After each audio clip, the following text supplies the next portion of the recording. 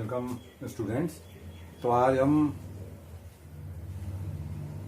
और न्यूमेरिकल करेंगे विलियन की सांद्रताओं से संबंधित। तो इस न्यूमेरिकल में आपको मोलरता, मोललता और मोल अंश इन सब के बारे में जानकारी हो जाएगी और साथ में ही आयतन प्रतिशत की भी बात इस क्वेश्चन के माध्यम से हम करेंगे।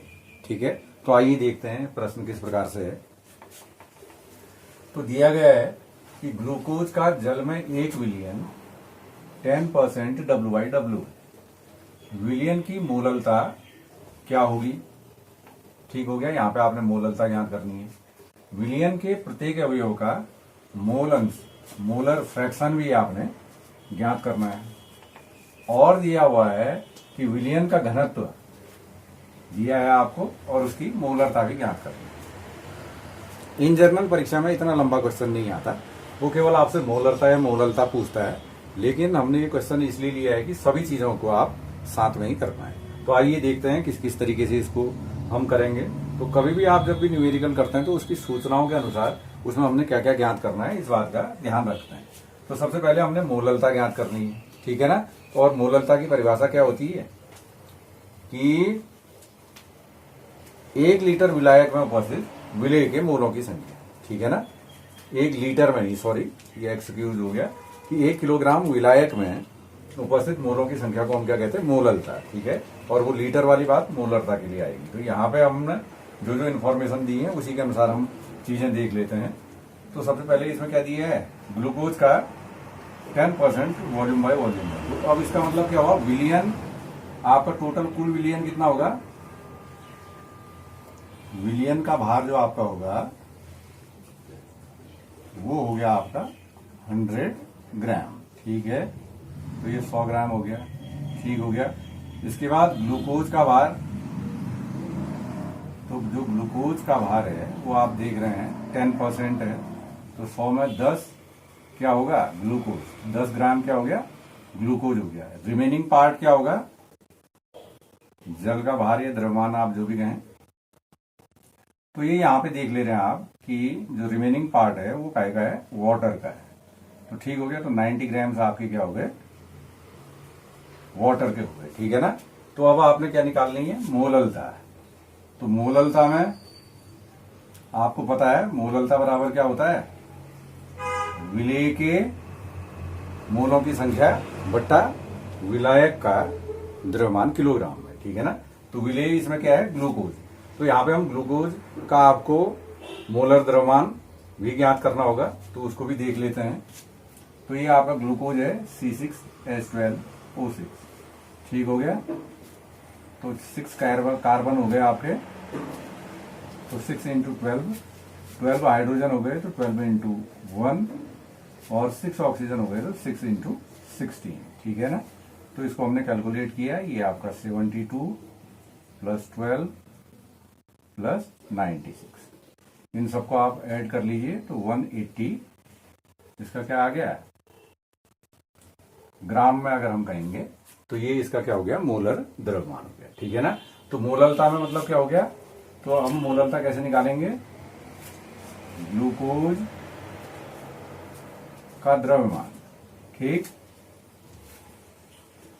ये द्रव्यमान कौन सा द्रव्यमान है? विलियन में उपस्थित द्रव्यमान बट्टा ग्लूकोज का मोलर द्रव्यमान। मोलर द्रव्यमान को मैं मो द्रव लिख दे रहा हूं, और यहां पे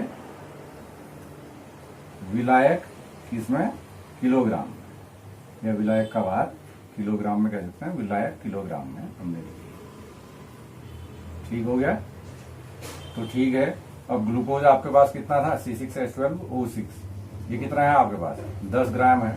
तो आपने ले लिया 10 अपॉन 180 अपॉन, अब आपने विलायक का लेना है, 90 ग्राम विलायक जल है, अपॉन आपने क्या कर दिया? 1000, ठीक है ना। इसी को आपने इस तरीके से इसको कैलकुलेट कर लेंगे, और ये 90 इंटू 180 आपका हो जाएगा, ठीक है ना। तो इसको आप अब जब सॉल्व करेंगे, इसको भी कर देख लें। एक जीरो इसका, एक इसका कट गया, तो ये 100 अपॉन 18 9 जा 162 ये आ गया। और इसको जब आप कैलकुलेट करते हैं तो आपके पास आएगा 0.617, ठीक है ना। तो मोलरता को हम कैसे दिखाते हैं, स्मॉल m से ऐसा लिख लेंगे, या क्या लिख सकते हैं, मोल प्रति किलोग्राम, ठीक। तो इस तरीके से हम इसकी मोलरता निकाल लेंगे, ठीक है ना। तो इसको आप नोट कर लीजिए। इसके बाद हम किस में चलेंगे, इसको तब तक आप वो करते हैं तो हम देख ले रहे हैं। तो नेक्स्ट क्या है, आपको मोल अंश ज्ञात करना है, ठीक है ना। तो मोल अंश ज्ञात करने के लिए आपने क्या करना होता है, आपको पहले दोनों के मोलों की आवश्यकता होगी, ग्लूकोज के मोलों की भी आवश्यकता होगी, और उसके बाद फिर आपको जल के मोलों की भी आवश्यकता होगी, ठीक है ना। तो उसके अनुसार हम इनके मोलों की संख्या निकालेंगे और फिर हम उसका मोल अंश निकाल लेंगे, ठीक है। तो थोड़ा सा देख लेंगे किस तरीके से हम इसको निकाल पाते हैं। तो सबसे पहले मोलों को हम कैसे डिनोट करते हैं, स्मॉल एन से, ठीक है ना। ये स्मॉल एन हो गए मोल। तो मान लो हम चलो ग्लूकोज का ही करते हैं, पहले की याद रखेंगे आप कि ये आपका NC6H12O6 लिख दिया, इसका मतलब ग्लूकोज के मोल। अब ग्लूकोज के मोल हम कैसे निकालेंगे कि विलियन में ग्लूकोज का द्रव्यमान, ठीक है ना। वो आपको पता है 10% था, तो 10 ग्राम ग्लूकोज के थे, और अपॉन आपने करा 180, ठीक है। इसी को हम डिवाइड कर लेते हैं, तो ये आपका 100 हो गया, पॉइंट लगा तो फिर आपने 0 किया, और 18 5 जा 90, तो वैसे करते चले जाएंगे। तो इसके मोल कितने हो गए, 0.055 मोल किसके हो गए, आपके ग्लूकोज के मोल हो गए, ठीक है ना। सेम इसी पैटर्न में अब हम काय के मोल निकालेंगे, वाटर के मोल निकालेंगे, ठीक। वाटर के मोल कैसे निकालेंगे, पानी का, कि विलियन में किसका द्रव्यमान, विलियन में जल का द्रव्यमान बट्टा जल का क्या, मोलर द्रव्यमान, ठीक है।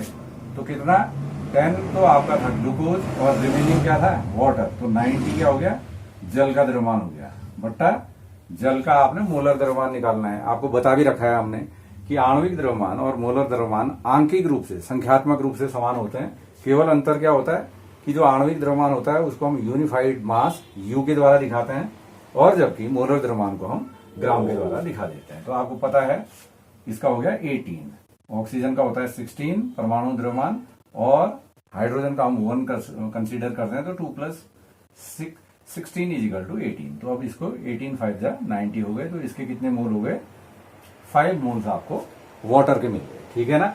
अब हम मोल अंश की बात करते हैं। तो पहले हम किसी एक का ही मोल अंश निकाल लेंगे, ठीक है ना। और उसके बाद आपको पता है इन दोनों के मोल अंशों का योग कितना होगा, 1 होगा, तो दूसरे का हम 1 से घटा के ही उसके द्वारा उसको प्राप्त कर लेंगे, ठीक है ना। तो अब हम यहाँ पे ग्लूकोज के मोल अंश या मोलर प्रभार, जिसको मोलर फ्रैक्शन कह रहे हैं, उसको निकालते हैं, ठीक। तो n के द्वारा हम मोल दिखा रहे थे और x के द्वारा मोलर फ्रैक्शन को दिखा रहे थे। तो इसमें मोल अंश का मतलब क्या होता है, अब हम ग्लूकोज के निकाल रहे, तो विलियन में ग्लूकोज के मोल अपॉन ग्लूकोज के मोल धन किसके मोल, जल के मोल, या विलियन में उपस्थित कुल मोल हम कह सकते हैं। तो इसमें मोल हुए तो n के द्वारा आपने दिखाया था NC6H12O6 हो गया, अपॉन अब आप ग्लूकोज के भी मोल लेंगे, और साथ में किसके मोल लेंगे, जल में है विलियन तो जल के मोल लेंगे, तो NH2O ये आपने ले लिया, ठीक।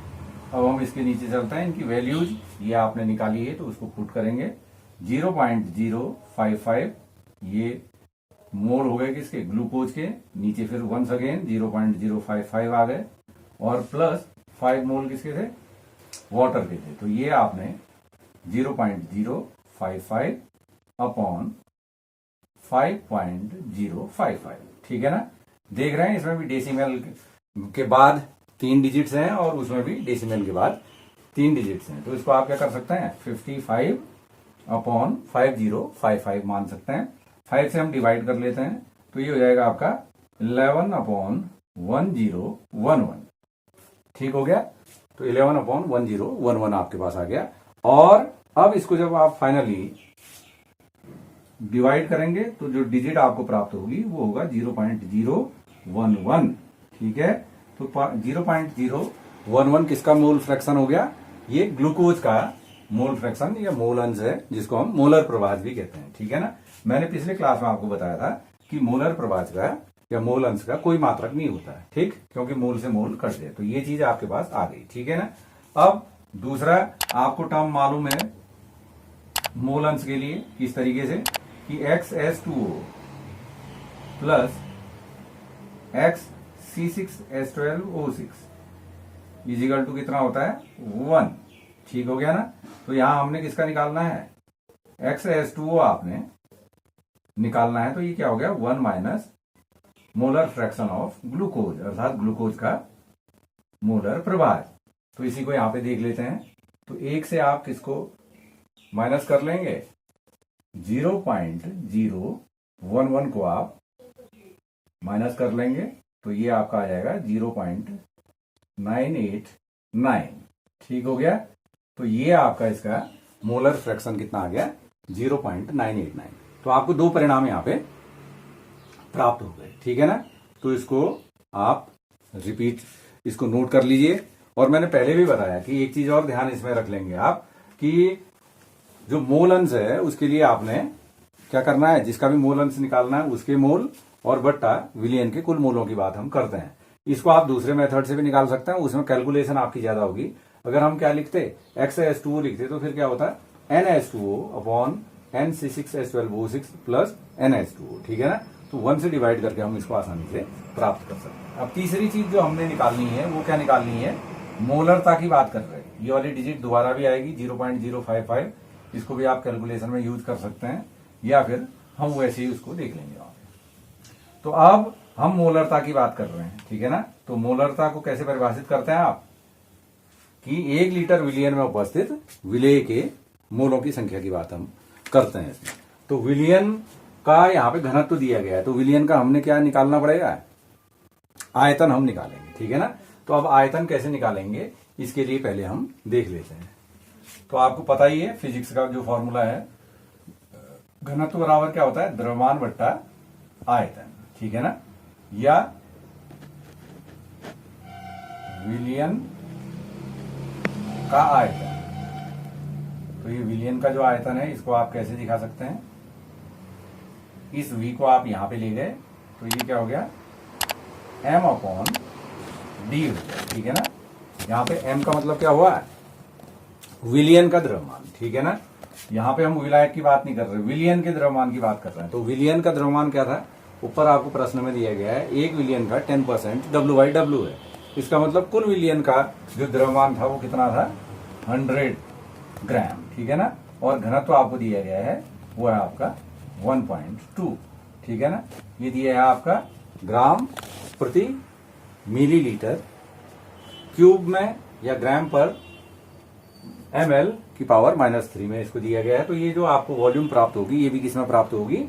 ये भी आपको ml में प्राप्त होगी। ठीक है ना।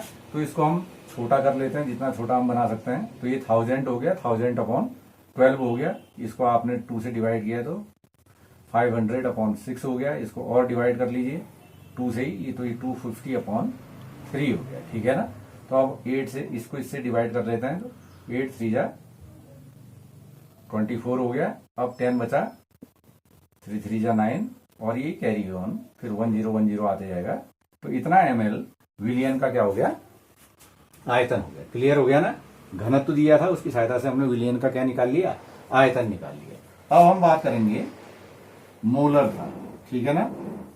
तो मोलरता में आपको क्या है?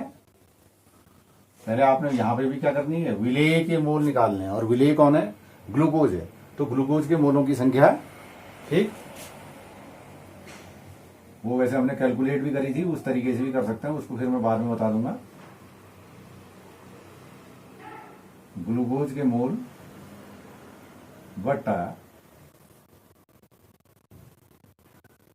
विलियन का आयतन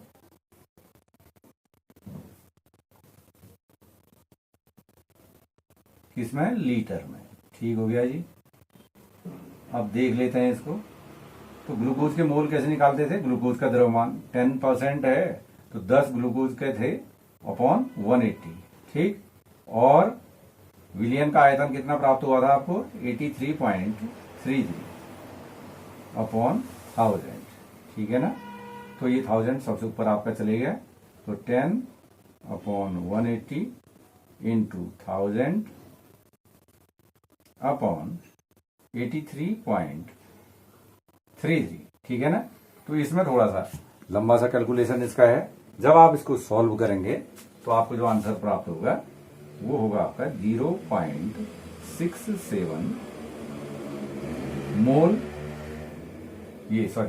मोलल, ये मोलर विलियन हो गया, इतना ये कहेंगे, या इसको किस तरीके से कह सकते हैं, और 0.67 मोल पर लीटर, मोल प्रति लीटर भी हम कह सकते हैं, ठीक।